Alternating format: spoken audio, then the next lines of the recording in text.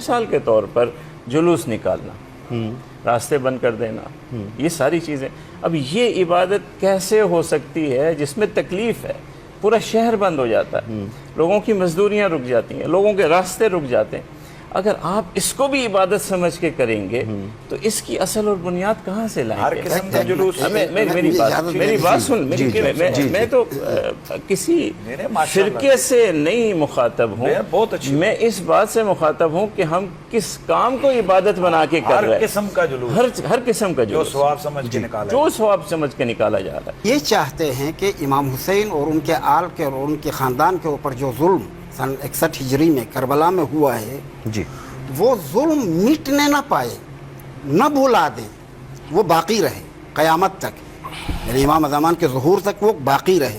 اس کو باقی رکھنے کے لیے یہ مرثیہ بھی پڑھا جاتا ہے، یہ نوحہ بھی پڑھا جاتا ہے، یہ روڈ پہ بھی نکلتے ہیں، یہ ماتم بھی کرتے ہیں، یہ سارے اسی طریقے سے کرتے ہیں. ہاں، اس میں اگر کوئی مسلم حرام کام کا ارتکاب کرے تو وہ کام غلط ہے، نہ اصل جلوس. ٹھیک ہے، کہ وہ کام جو حرام طریقے سے کیا جاتا ہے وہ غلط ہے. ٹھیک ہے. اچھا، آج جناب ہمارے رفیق محترم نے فرمایا کہ اس میں یہ سب چیزیں حرام ہیں، مظلوم کی حمایت ضروری ہے اور ظالم کی خلاف ورزی کرنی چاہیے، اس کے طریقے ہیں. میں ان سے درخواست کرتا ہوں کہ آپ اپنے طریقے پہ یہ کام کریں.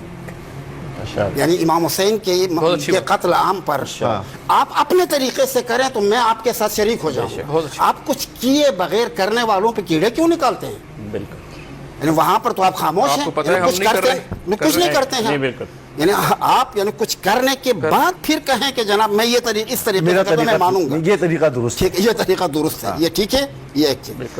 دوسری چیز کہتے ہیں اس سے روڈ بلاک ہوتے ہیں، لوگوں کو اذیت ہوتی ہے. او بھائی، یہ روڈ بلاک آئین کے مطابق ہے. کسی ملک میں آپ کر رہے ہیں تو اس ملک کے آئین کے مطابق ہے، لہذا یہ قانونی ہے. اور اذیت تب شمار ہوتی ہے کہ آپ کوئی کام خلاف قانون کر لیتے. یہ قانون کے مطابق ہے.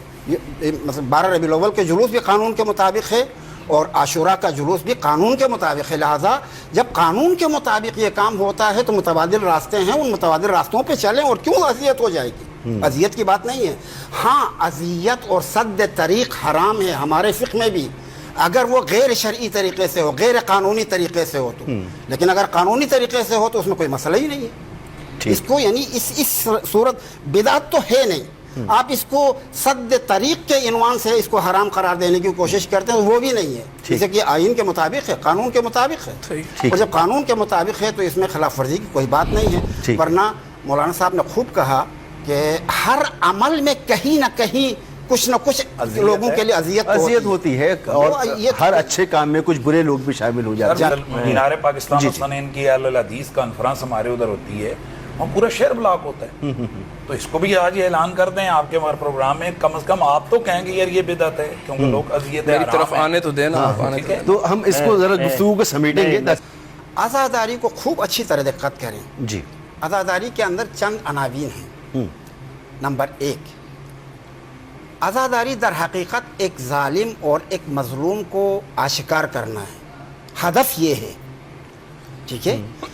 کسی نے کسی کو قتل کیا ہے، کسی نے کسی کے گھر کو لوٹا ہے، اور یہ اگر عزاداری نہ ہو تو مرور زمان کے ساتھ آہستہ آہستہ یہ سب بھول جائیں گے، ظالم مظلوم ایک جیسے ہو جائیں گے. اور ہدف یہ ہے کہ وہ ظالم بھی بھلایا نہ جائے، مظلوم بھی بھلایا نہ جائے. اس ہدف کے لیے یہ کام کیا جا رہا ہے. اس کام میں بھی در عین حال اگر حرام طریقے کو اجرا کریں گے تو وہ حرام ہے. یعنی اس کام کو بھی اس اچھے مقصد کے لیے بھی حرام طریقے کو اپنائیں گے تو وہ حرام ہے. کیونکہ اس کے مثلا فرض کر لیں کہ کل سے مرد عورتیں مل کے عزاداری کرنا شروع کر دیں، اختلاط حرام ہے. یعنی اسلام کے مسلم حرام کاموں میں سے ایک کام ہے اختلاط کرنا. اختلاط کی شکل میں اگر آپ یہ کام کریں گے تو یہ حرام ہے. اسی طرح سے فرض کر لیں کہ زنجیر کا ماتم بعض مراجع نے ان کو ناجائز قرار دے دیا ہے. ٹھیک ہے، بعض مراجع نے اس کو ناجائز قرار دے دیا ہے ان کے نظریے کے مطابق کہ مثلا یہ ثابت شدہ نہیں ہے، حرام ہے. اضرار للنفس ہے اور اضرار للنفس جائز نہیں ہے، اس بنا پر انہوں نے ناجائز قرار دے دیا ہے. سینہ کو بھی اضرار میں نہیں آتا ہے. اچھا، البتہ سینہ کو بھی معقول طریقے سے ہونا چاہیے. یہ بھی یعنی آپ کیا کہتے ہیں، معقولیت سے باہر نہ نکلیں، یعنی آپ کا کام ایسا ہو کہ اس سے یہ تاثر ملے کہ کسی ظالم کے خلاف مظاہرہ ہو رہا ہے، ایک مظاہرے کی حیثیت ٹھیک ہے، رکھتا ہے یعنی یہ کسی مظلوم کی حمایت میں یہ تحریک چل رہی ہے، یعنی یہ تاثر ملے، یہ جو اگر اس تاثر کے ساتھ تو بہت اچھا ہے، کوئی حرج نہیں ہے، ٹھیک ہے۔ تو باقی آپ یہ در حقیقت ایک کلی، جیسے انہوں نے مفتی حنیف قریشی صاحب نے فرمایا کہ اس کے پیچھے جو دین کا وہ اصل ہے، اس اصل کی حمایت میں ہو تو کوئی حرج نہیں ہے۔ ٹھیک